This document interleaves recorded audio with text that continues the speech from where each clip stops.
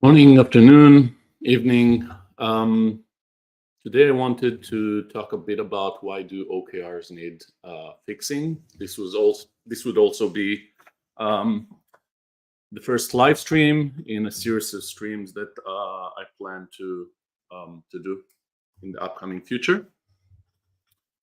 The topic of OKRs is frequently on my mind these days. It comes up when I'm working with organizations that explicitly are working on implementing OKRs and bring me over for some advice.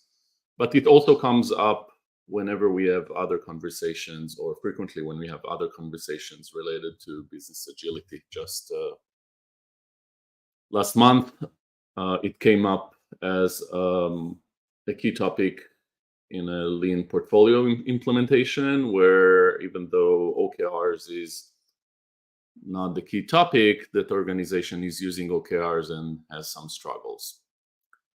So in order to keep this focused, what I'm going to do today is just focus on why do OKRs need fixing.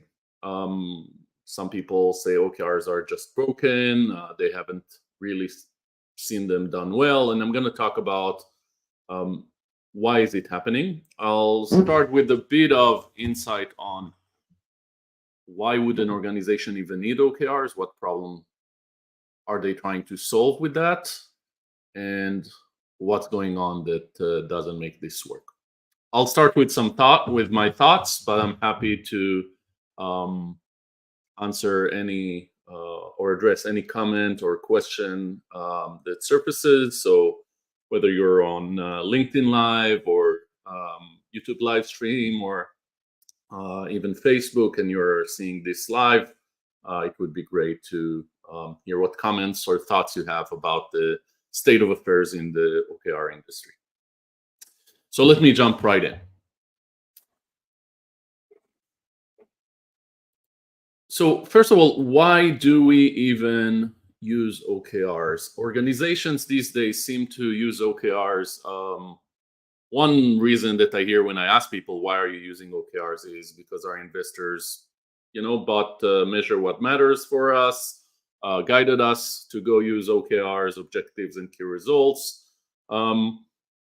Doing what your investors suggest, or at least taking a look at what your investors suggest, is probably a good move. But it's not enough. What I hear when I ask a bit more questions is people seem to have a struggle with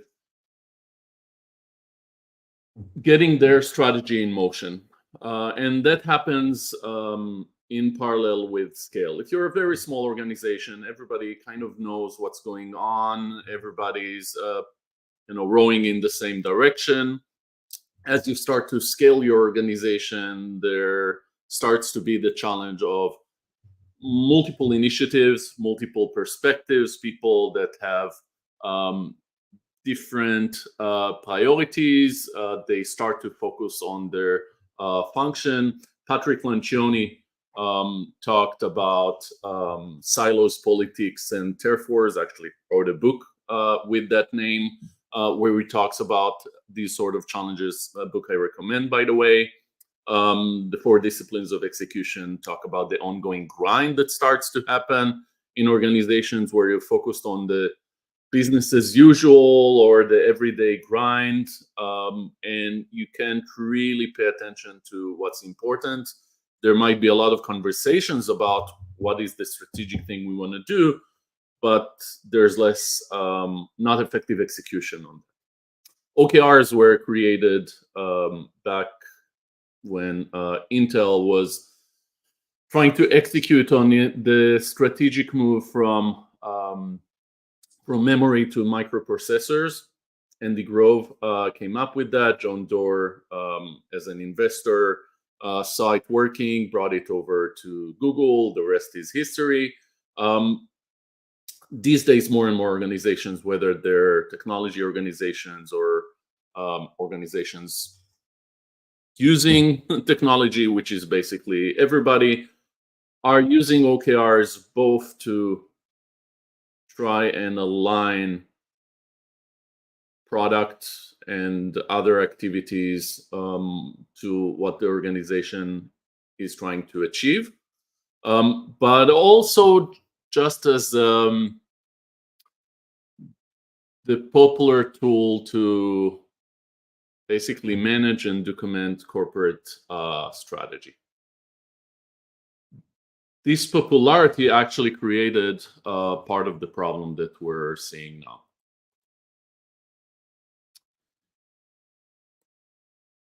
So if I jump to what we're seeing, or at least my perspective on what we're seeing out there in the market, we're seeing OKRs being more and more popular. So the people that are implementing OKRs these days are not just the innovators and early adopters. They're more and more people. It creates the situation where more and more people are doing OKRs because that's what you do, not necessarily because they understand what problem they're trying to solve. The other problem that we're seeing is because there are so many people that are doing it, the amount of expertise out there is a bit scattered.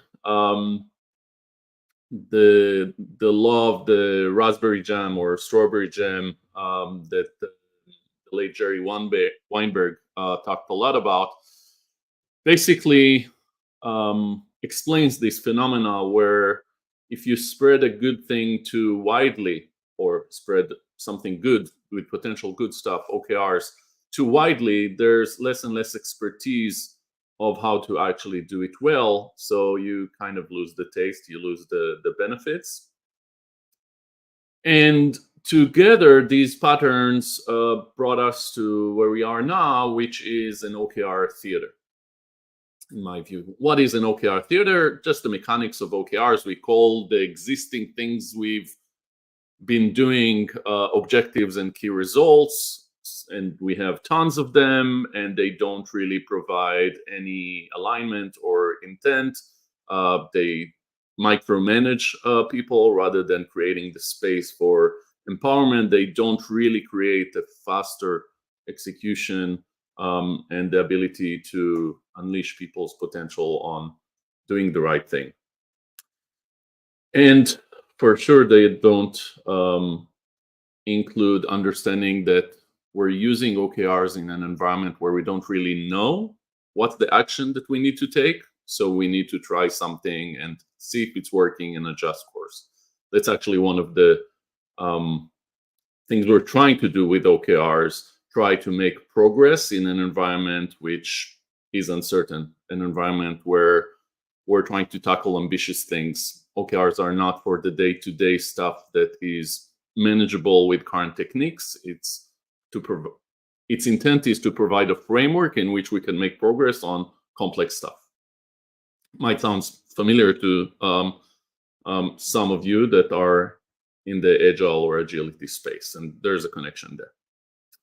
What all of these aspects have done together is create an instance of the Dunning-Kruger effect, where basically we have a lot of people that think OKRs are simple, because it looks simple to describe something as an objective and add key results. Couldn't be simpler than that, and basically map it to everywhere in the organization. That creates what we call the peak of Mount Stupid in the Dunning-Kruger effect, where basically we don't know much about OKRs. Maybe we've glanced at the book, maybe not, but we have a lot of confidence just because it seems simple, and that creates a lot of issues. That creates this theater and even despair. People have tried OKRs or have seen their organization try OKRs, and they're pretty disillusioned with it. Which basically creates a chasm which OKRs are struggling to cross right now. Where can we really get the benefit from OKRs? So let me pause here and maybe look at some comments. So Jim is asking, do companies typically view OKRs as an annual thing? So what I see um, is companies and organizations typically look at OKRs in multiple levels. And that makes sense to me because OKRs is just a way to describe a goal. You could have a goal that is, for the next month. You could have a goal for the next quarter. You can have a goal for a year or for a couple of years. One biotech company that I worked with on OKRs last year, they had a year-end goal, which was described using an OKR format, and they also had quarterly goals described using OKRs that were basically aligned to try to make progress towards that year-end goal. And that multiple altitudes definitely makes sense to me.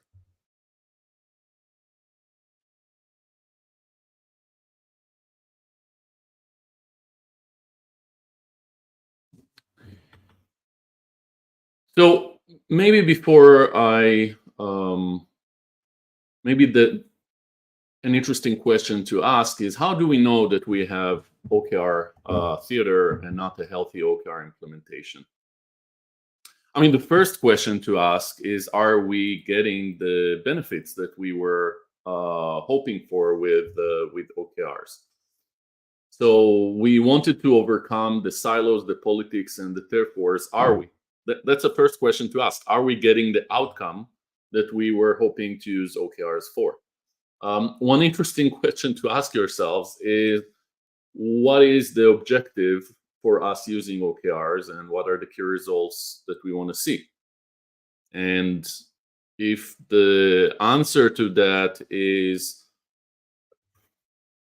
we want to see that everybody has an OKR, that's probably not the best answer, but that probably tells you that your OKR implementation is kind of fake and based on vanity metrics.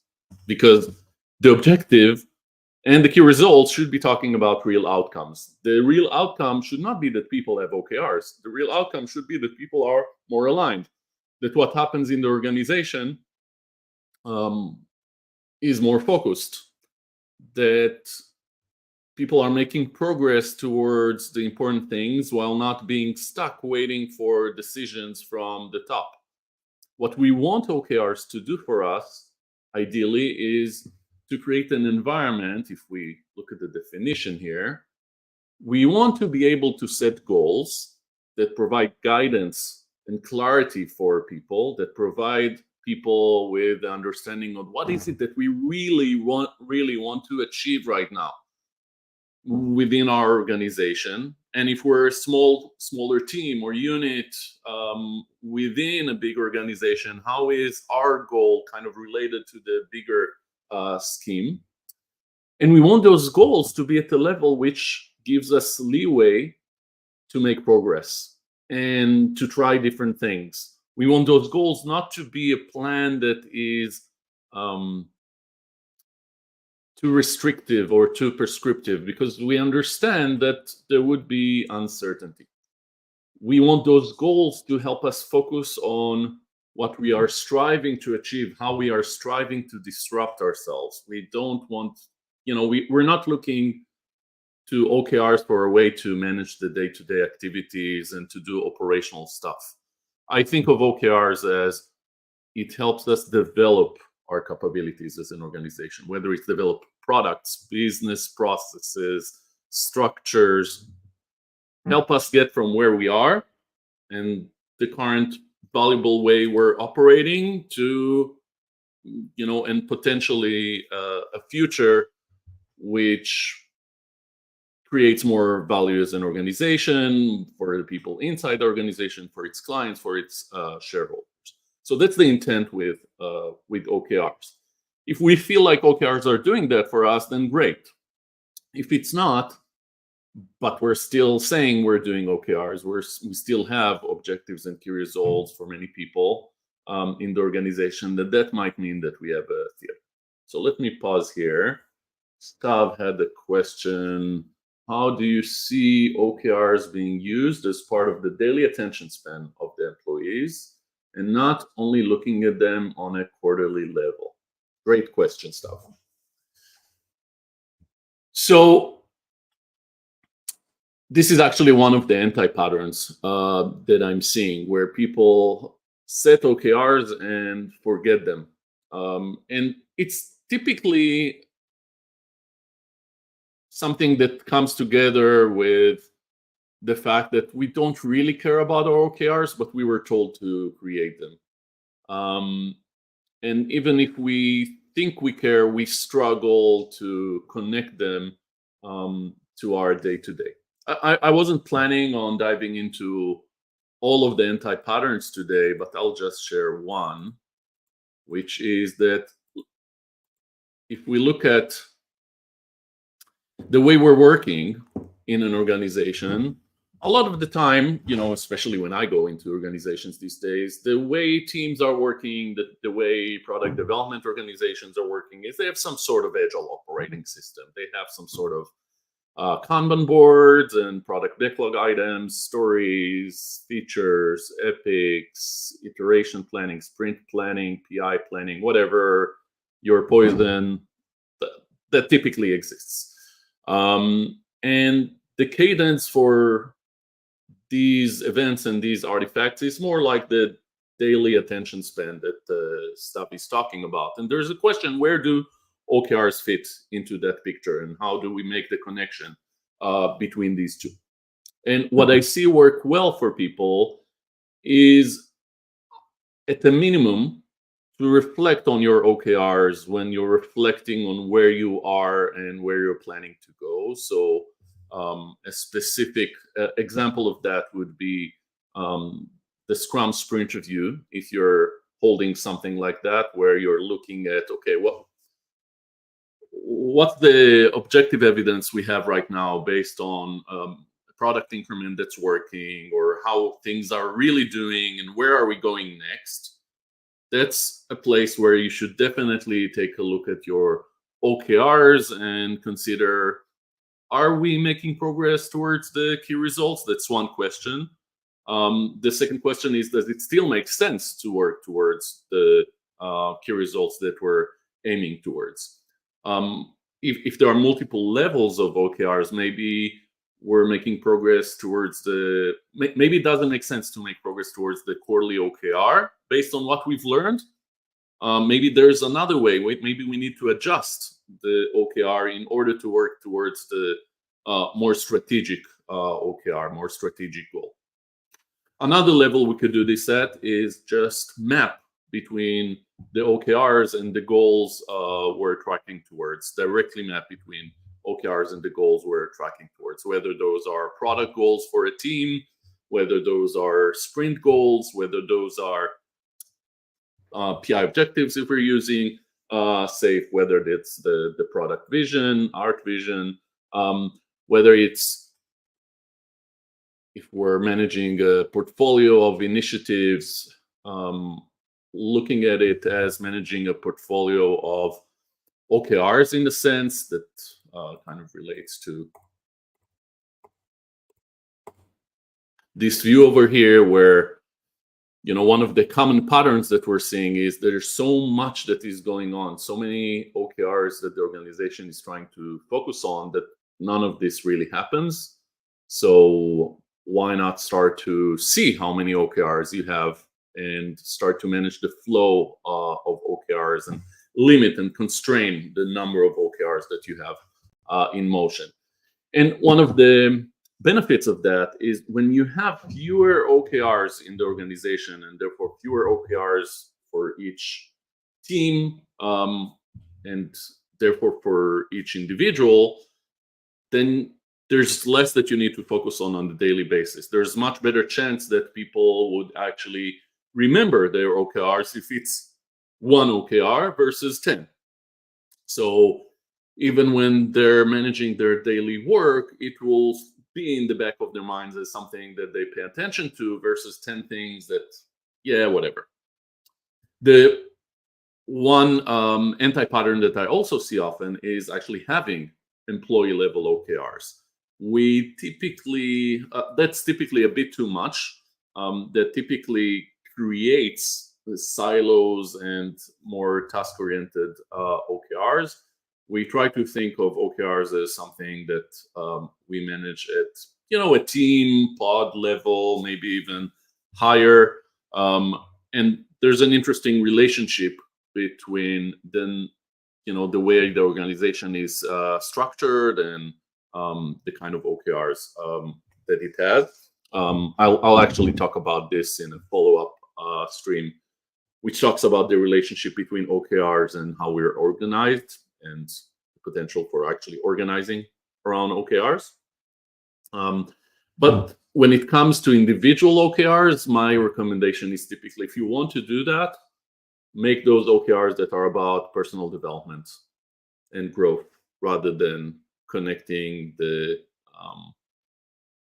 company level OKRs all the way to individuals.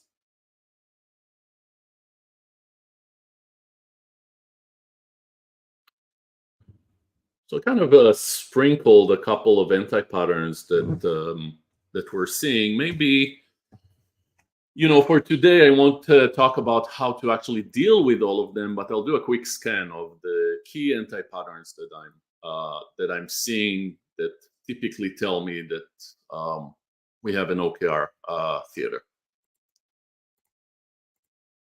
So the first one is where, kind of related to what I was just talking about, everybody gets an OKR.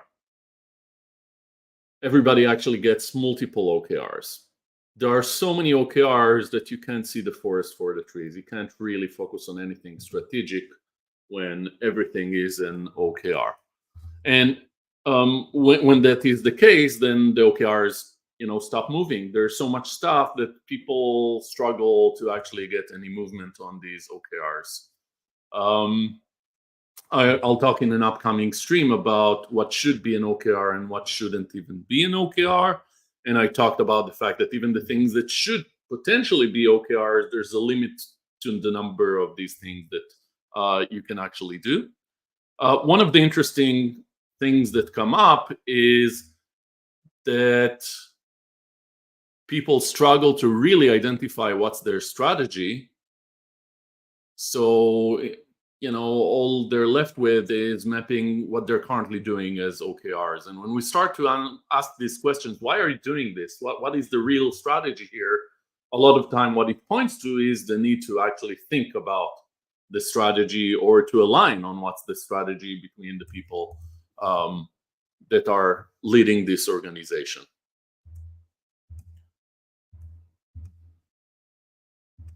One of the other patterns that we're seeing is OKRs that are more around activities, milestones. We have to do this. We have to deliver something. Those are outputs. Those are activities, when what we want is to actually shift many of the OKRs towards outcomes. That's something that we'll talk more about another time, but I've rarely seen an organization where this isn't an issue, and it makes sense. It's kind of tough to talk about outcomes. It's a lot of work that we need to focus on, and there are some techniques around that. Strict OKR cascading throughout the organization, telling people what their OKR should be, is another anti-pattern that we'll talk about. And the fact that you have OKR coordination hell, where there are so many teams, groups, functions that need to collaborate to actually achieve an OKR, is really frustrating. It doesn't really help us, deal with, or it's very hard to deal with our silos this way. So that's another interesting anti-pattern, where we just map OKRs to the way we're currently structured, and it requires crazy coordination and collaboration overhead. And we can talk about some alternatives there. And I talked about the fact that OKRs are, in many cases, in conflict with your operating system and other layers of the organization. So to sum up, my perspective on what we're seeing out there in the market is that there's a great example of the Dunning-Kruger effect. There's a lot of confidence because OKRs seem simple, not a lot of competence in how to actually use them, which makes sense. Organizations, I mean, it's something that requires learning, requires practice, requires, either you learn on your own or you get together with people that have the knowledge to help you streamline and accelerate that. But just assuming that you'll implement OKRs out of the gate and get all of the benefits from day one without even understanding the underpinnings of OKRs and all of the theory that supports OKRs or that OKRs are based on: empiricism, outcome orientation, decentralized control with alignment. All of these things are crucial to actually make OKRs work and be something beyond management by objectives or just any other management approach. So people, will need to go through a journey to learn all these things and use different techniques to improve their usage of OKRs. There's an interesting connection between OKRs and evidence-based management, which is a technique, a framework that Ken Schwaber came up with a couple of years ago. EBM talks about how to effectively change the way we lead organizations to be more evidence-based. What are the right set of goals? What's the right balance between alignment and autonomy? A lot of that language, a lot of these principles and practices can be very helpful when people are using OKR. So for me, it's a great resource that I leverage when people call me in to help fix their OKRs or implement OKRs well first time around, and I'll talk more about that. And I'm actually doing a lot of work in this space on how to lead in this modern age with OKRs powered by evidence-based management inside. So I look forward to additional comments, and I'll keep talking about what I see and what I'm trying to do in the OKR space. Thank you for watching. Thank you, Jim and Stav, for your questions, and see you next time. I'll be here for a couple of more questions if anybody has. But thank you for now.